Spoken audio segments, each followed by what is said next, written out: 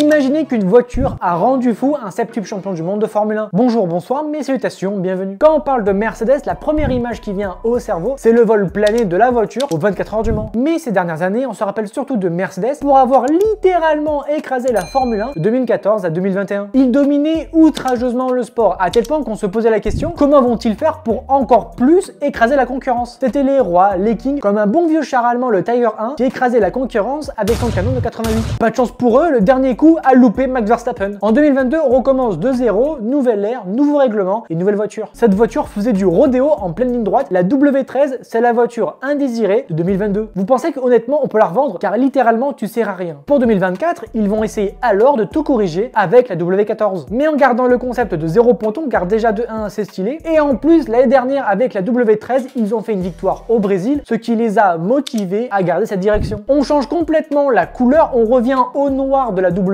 qui était littéralement une machine de guerre. La W11 quand même, c'est la seule voiture qui prend un virage à fond à 300 km/h. Normal. Mais alors, est-ce qu'elle va avoir la même vitesse que la W11? Absolument pas. Pas d'appui, pas de vitesse de pointe, une position du siège beaucoup trop avancée, ce qui ne plaît pas du tout à Lewis Hamilton. Et une direction aussi précise qu'un meuble Ikea mal monté. Même en apportant une version B à Monaco que Lewis Hamilton ira s'empresser d'aller faire un magnifique bisou dans le rail, et cette version B ne résoudra pas tous les problèmes de la voiture. En plus, à Monaco, pour évacuer la voiture, ils ont dû sortir la grue. Donc ils ont fait voler, décoller la voiture. Malheureusement, pas de chance, toutes les autres écuries de Formule 1 et tout le monde ont pu voir le dessous, le plancher de la voiture. Donc tout le monde a pu copier, observer la nouvelle amélioration. Ah, génial, super. La Mercedes W13 est devenue la première voiture depuis la W02 de 2011 à ne pas réussir à remporter une course. Même si je force le trait et que j'appuie vachement bien sur le crayon, la voiture n'était pas foncièrement mauvaise. Elle était mauvaise pour Mercedes. Pour les autres écuries comme Williams ou Alpine, ils auraient été bien contents d'avoir les problèmes de la W14. Son seul gros souci de la voiture, et c'est le manque d'amélioration malgré tous les changements apportés. Le team principal de l'écurie, Toto Wolff, c'est effectivement le même mec qui a explosé un casque Bose sur une table. Il a déclaré que l'année dernière, ils ont commencé avec un retard de 6 dixièmes sur les meilleures voitures. Et ils ont débuté cette nouvelle saison avec toujours cet écart de 6 dixièmes avec la concurrence. Conclusion, c'est de la merde. Voilà, je suis honnête, t'es une merde. Qu'est-ce qu'ils vont faire à leur Mercedes? Bah c'est très simple, cette voiture, le concept de zéro ponton, c'est la poubelle, et ils vont tout refaire avec la W15. Et ils nous promettent que cette fois, ça va marcher. Eh ben on verra. Pour piloter ce monstre, on continue avec la même lignée de pilotes. George Russell, le futur champion de la maison. Et bien évidemment, celui qui a les clés de la maison, c'est bien évidemment Lewis Hamilton. En espérant rapidement qu'il va re-signer un contrat chez nous. Comment ça, il a signé chez Ferrari? Non mais il est à moi, et reviens. Et Lewis Hamilton, je te parle, reviens. Pour revenir sur cette voiture, l'objectif est clair et de corriger les faiblesses de W13 et W14. Notamment le manque d'appui et l'instabilité du train arrière. Grosso merdo, pour faire très simple, pour vous schématiser, le train arrière à la gigote. Dès les essais hivernaux, le comportement de la W15 s'est avéré plus sain et plus prévisible pour les pilotes. Toutefois, Russell a indiqué que les vibrations étaient toujours présentes lors des freinages appuyés. Donc on n'a plus de marsouinage avéré, elle ne sautille plus comme la W13, mais par contre on a un autre problème. Super! Sur le plan technique, ce qui fait mal et qui donne envie d'envahir des pays, c'est Red Bull qui ont repris le concept de Mercedes de la W14 qui ne marchait pas pour le faire fonctionner. J'ai envie de crever!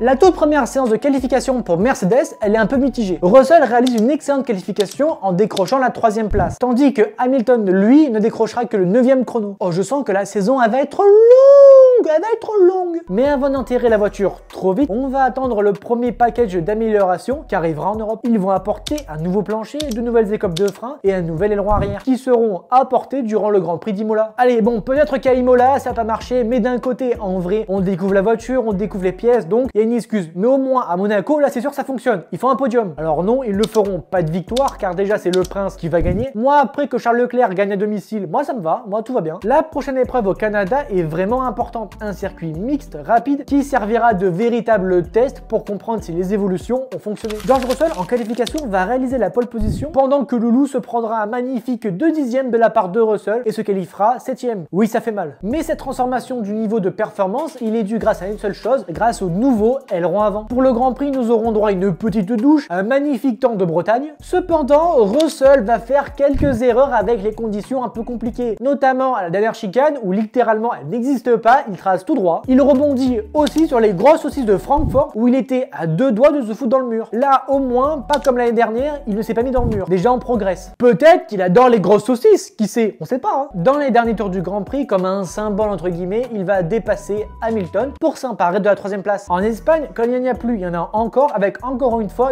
une nouvelle amélioration châssis. Et cette amélioration va fonctionner car Hamilton fera un podium, donc les Allemands sont de retour en Formule 1 et super mauvais souvenir. Sur un pays où l'Allemagne a décidé de faire de la démocratie, ils vont profiter de la guerre pour pouvoir s'imposer. C'est un peu bizarre là quand même, non? Ils vont profiter des deux zigotos, Norris et Verstappen, qui vont s'échanger des crottes de nez et des claques pour profiter de cette opportunité de se faufiler entre les débris, donc grosso merdo, éviter les bananes comme dans Mario Kart, et offrant à Mercedes son premier succès depuis 2 ans. Même s'il a failli ne pas profiter de sa victoire, car le team principal Toto Wolff était un peu trop excité et a gueulé à la radio. Alors c'est pas si grave de gueuler à la radio, les pilotes ont l'habitude de gueuler, et même Toto Wolff, c'est normal d'être excité quand il sent la victoire. Moi personnellement, je me mets à poil quand je valide un examen, donc finalement c'est pas si grave de gueuler. Ouais, peut-être il faut que je me calme peut-être. Le problème c'est qu'il a gueulé dans le pire endroit du circuit, il a gueulé durant une zone de freinage, où Russell est passé de 300 km/h à 100 km/h, donc à tout moment, Russell il était surpris et boum c'est le mur. Lewis Hamilton de son côté termine au pied du podium. Cette victoire galvanise l'écurie à l'approche du Grand Prix de Grande-Bretagne. Et bien justement, les Britanniques, ils vont apporter la démocratie dans leur propre pays. Attendez, ça veut dire qu'ils bombardent leur propre pays? Ouais, peut-être que je vais un peu trop loin là aussi. Là. Il faut que je me calme. Là, aujourd'hui, je suis un peu chaud patate. George Russell va décrocher la pole position et avec Lewis Hamilton en 2e place juste derrière lui. C'est la première fois depuis très longtemps que enfin les deux voitures fonctionnent en qualif et sont tous les deux collés. Les Allemands sont de retour, merde, il faut que je me casse. Le Grand Prix va tourner à la célébration pour Mercedes. Alors pour une des voitures, car malheureusement George Russell devra abandonner à cause d'un problème de pression d'eau. Hamilton va donc hériter du commandement de la course. Il va devoir défendre derrière la McLaren de Norris et derrière la Red Bull de Max Verstappen. Sauf que pour Norris, il s'est chié dans les stands et a failli emporter tous ses mécaniciens. Grosso merdo, se prendre une Formule 1 à 80 km/h dans le pif, c'est pas le bon souvenir. Non, pas agréable, vraiment, je conseille pas. Et ensuite pour Verstappen, il arrivera juste à se rapprocher suffisamment pour lui mettre la pression, mais il ne pourra pas le dépasser. Il remporte ainsi sa première victoire depuis fin 2021 en renouant chez lui à domicile avec le peuple britannique. Cette victoire montre au monde de la Formule 1 que Lewis Hamilton n'est pas finito et que surtout la Formule 1 c'est une poésie. D'un point de vue statistique quand même, remporter une course, c'est ce qui est déjà incroyable, mais en plus à domicile, mais c'est incroyable, c'est juste bien joué, incroyable. Donc pour résumer, ils ont attaqué l'Autriche, la Grande-Bretagne et maintenant ils vont s'attaquer à la Hongrie. Sauf que non. Russell est bloqué en qualification et il partira loin. Vraiment, il est là-bas. Il est... Oh là là, l'eau, oh, faut que je prenne des jumelles, je le vois plus. Pendant que le loup arrive à sauver les meubles. En course, Russell va montrer toute la performance de sa voiture et va nous faire une remontada comme les alliés de 39 à 45. Du côté d'Hamilton, c'est un poil compliqué. Il est performant, il joue le podium, sauf que derrière lui, il y a un mec qui est un peu enragé qui s'appelle Max Verstappen. Max Verstappen, durant ce Grand Prix, il n'est pas du tout content de la performance de la voiture. Et le pauvre bébou a complètement disjoncté et va percuter Lewis Hamilton. Pour Mercedes, le résultat global reste satisfaisant. La W15 s'est montrée performante sur un tracé à l'opposé de Silverstone. Par contre, au niveau des problèmes, il y a toujours un problème qui persiste, c'est les pneus arrière qui surchauffent. Ouais, ils ont tout le temps chaud, ouais, ils sont en chaleur, comme moi. Hein? Peut-être qu'envahir la Hongrie, c'est pas bien passé, c'est pas incroyable. Par contre, envers la Belgique, là c'est passé. Très vite, Hamilton prend la tête du Grand Prix à son futur coéquipier, Charles Leclerc. Et là, la stratégie va jouer un rôle majeur. Hamilton va faire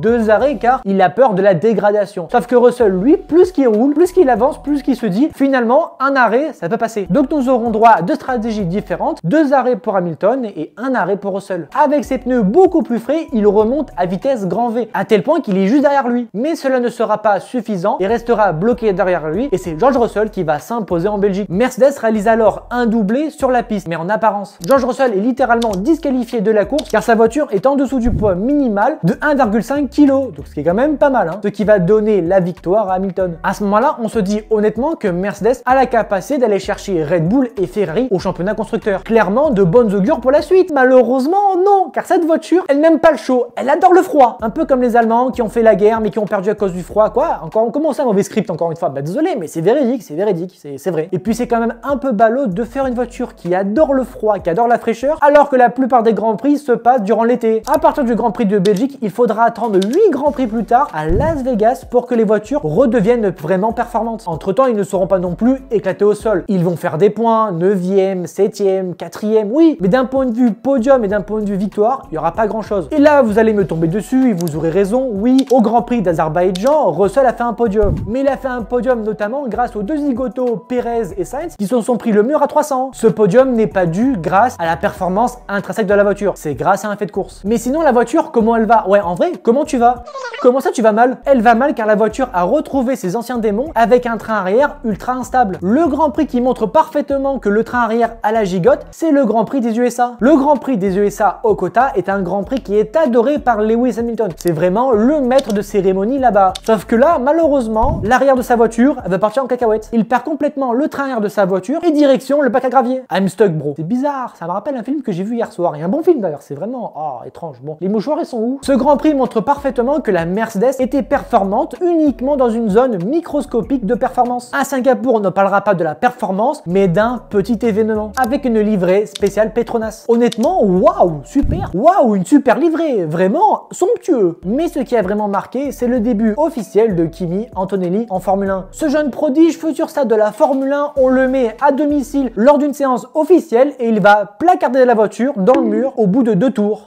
Ensuite vient le Grand Prix de Las Vegas et là, c'est incroyable, un doublé de la part de Mercedes. Les Allemands ont apporté la démocratie enfin aux États-Unis. Incroyable, bien joué les frérots. Quoi? Mauvais souvenir encore, mais quoi? Mais c'est vrai. Et cette fois, Russell ne se fera pas disqualifier. Bien joué, là au moins, cette fois-ci, il n'y a pas de surprise. Mais alors, comment peut-on expliquer un tel niveau de performance lors d'un Grand Prix inconnu entre guillemets? D'après Russell lui-même, la W15 est particulièrement à l'aise sur les tracés lisses et peu bosselés, comme mon crâne, car l'équipe peut la régler très basse en maximisant le flux d'air sous la voiture sans crainte d'avoir des problèmes de rebond. Si on fait un Grand Prix sur mon crâne, il est tellement lisse qu'à mon avis Mercedes gagne. Ce qui est fou quand même de la part de Mercedes, c'est que même en changeant absolument tout, notamment les pontons et le dessous de la voiture, on a exactement le même retour des pilotes. Que la voiture c'est une bomba atomica si le circuit est ultra lisse. Et puis arrive le Grand Prix du Qatar et là c'est littéralement un enfer pour Lewis Hamilton. Il va passer son week-end à se plaindre de la voiture. En qualif, il en a marre. La sprint, il en a marre. Et pour la course, il en a vraiment marre. À la radio, il va même demander retire the car. Oui, l'accent n'est pas incroyable. Il va demander d'abandonner pour Lewis Hamilton. Waouh! Et là, à ce moment-là, on va avoir droit au Hamilton est finito. Hamilton en a marre. Hamilton est juste éclaté au sol. Attendez juste le dernier Grand Prix à Abu Dhabi. Dernier Grand Prix de Lewis Hamilton chez Mercedes. Il va quitter la maison mère pour la maison Ferrari. Et dans le dernier tour, il va mettre une petite calotte gentille à Russell en faisant un dépassement par l'extérieur mais juste somptueux. La saison 2024 de Mercedes aura été un véritable ascenseur émotionnel. J'espère que cette vidéo vous a plu. N'hésitez pas à vous abonner, c'est totalement gratuit, c'est offert, c'est la maison qui régale. Soyez actifs, abonnez-vous, mettez des pouces bleus, des commentaires et puis salut, puis faites attention à vous.